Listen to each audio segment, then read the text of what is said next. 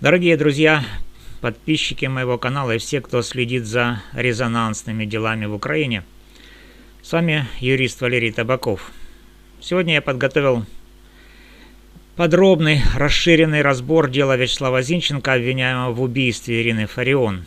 Это видео будет объемным, потому что тема затрагивает не только уголовный процесс, но и глубокие общественные противоречия, языковую политику, радикальный национализм, давление системы и то, как мова превратилась в оружие, которое бьет по всем, и по своим, и по чужим. Я опираюсь на судебные материалы, показания сторон, публичные источники и последние обновления на январь 2026 года. Давайте разберемся детально, шаг за шагом, без эмоций, но с честным взглядом на правду. Какова моя позиция по этому делу? Дорогие, хотя мне очень жаль Славика, молодого парня из русскоязычной семьи, я вижу, что неопровержимых доказательств вины по-прежнему недостаточно. Оружие не найдено, свидетели противоречивы, экспертизы вызывают вопросы. Проблема глубже. Зинченко преследуют именно фарианизаторы, радикальные сторонники насильственной украинизации. Хотя он полностью прогнулся под их требования. Он начал активно переходить на украинский язык после 2022 года, отказываясь от родного русского. В суде говорит исключительно по-украински, не требуя права на русский язык, хотя мог бы. Более того, по словам матери и отца, он восхищался Степаном Бандерой. Изображал из себя настоящего бандеровца, патриота, прошел курсы по дронам, хотел в ВСУ. Он не сопротивлялся мове. Он поддался прессу фарианизаторов. И вот мистика процесса. Фарион пала жертвой своего же оружия, той самой мовы, которую она продвигала как инструмент агрессивной украинизации. А Зинченко теперь явный кандидат на роль второй жертвы этой же мовы. Он прогнулся, адаптировался, маскировался под своего, и все равно система его давит. Так действует механизм. Если не полностью очищен от русскоязычных корней, то враг.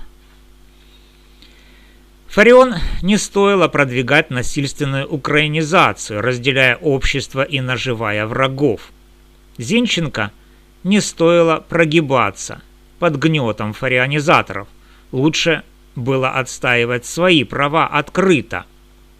Теперь оба, и Фарион, и Зинченко, стали мучениками за мову. Одна за ее агрессивное продвижение.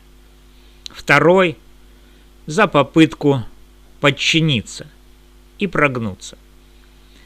Вполне вероятно, что в этой виктимофилии и некрофилии им уже готовят указы о присвоении звания Героя Мовного фронта, почетные мемориалы и вечную славу в нарративе радикалов. Так система перемалывает всех, кто касается этого оружия. Прокурор Петлеваный в лучших традициях просто выполняет заказ. Собирает, что есть, и подгоняет под политический мотив. национальной нетерпимости. Контекст дела от момента убийства до текущего состояния процесса. Ирина Фарион, лингвист, экс-депутат от «Свободы», символ радикальной украинизации. Она жестко атаковала русскоязычных, называла военных ВСУ москалями, если они не переходили на чистый украинский. Это вызывало ненависть в русскоязычных регионах.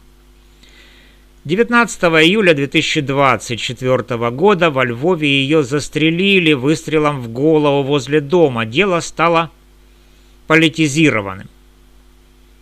Версии от российского следа до мести за языковую нетерпимость. 25 июля арестовали 18-летнего Вячеслава Зинченко из Днепра. Семья русскоязычная, отец боец ВСУ. По обвинению мотив – неприязнь к позиции Фарион по языку, плюс ультраправые подписки, неонацистские паблики, расовые идеи. Зинченко вину отрицает. В суде вел себя провокационно, показал язык дочери Фарион. Он говорит по-украински. Хотя приватно на записях из СИЗО на русском и где хвастается убийством. Доказательства. Видео, телефон, мемы, фото улиц Львова, адерологическая экспертиза 99,9% совпадение запаха, аудиозаписи. Но оружие не найдено, свидетели противоречивы, одни не узнают, другие секретные. Я в своих видео разбирал несостыковки, возможные 2 Зинченко на видео, давление на сокамерников, фальсификации. Защита настаивает на алиби и пробелах. Дочь Фарион требует 15 миллионов гривен компенсации и сообщает об угрозах. Дело – символ раскола. Языковая война в военное время. Идеология фарионизаторов. Почему прогиб Зинченко не спасает от преследований? Фарионизаторы видят мову как оружие сопротивления русскому миру. Русский – угроза, русскоязычные – предатели, даже если патриоты. Фарион атаковала всех – военных, семьи, регионы. Ее смерть – это удар по мове. Зинченко – билингв. Перешел на украинский после войны. Отец подтвердил это в суде. Восхищался Бандерой. Об этом говорила мать. Не требует русского в суде. Полностью подчинился. Но для радикалов это щит, маскировка, чтобы защищать свои русскоязычные корни. Это наследственный грех семьи. Это полумеры. Даже прогиб, предательство в связи с тем, что он не полностью отрекся. Они преследуют его за неполное очищение. Мотив «национальная нетерпимость» вписывается в их парадигму идеально. Зинченко символизирует неудачу их системы. Прогнулся и все равно враг. Это черно-белая радикальность. Здесь компромисс невозможен. На 5 января 2026 года суд в Шевченковском районном суде Львова идет уже 1,5 года. Последнее событие – ноябрь 2025, арест продлен до 12 января 2026 без залога и будет продлеваться и далее, не сомневайтесь. 8 января будет новое продление до 4 марта на 60 суток.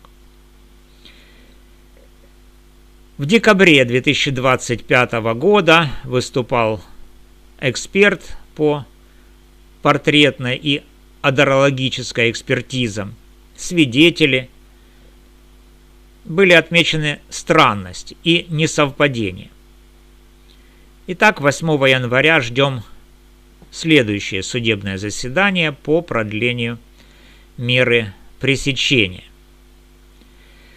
Расследование было завершено в конце 2024. Квалификация убийства по национальной нетерпимости. Плюс оружие. Грозит пожизненно. Приговор пока не вынесен. Дело в фокусе.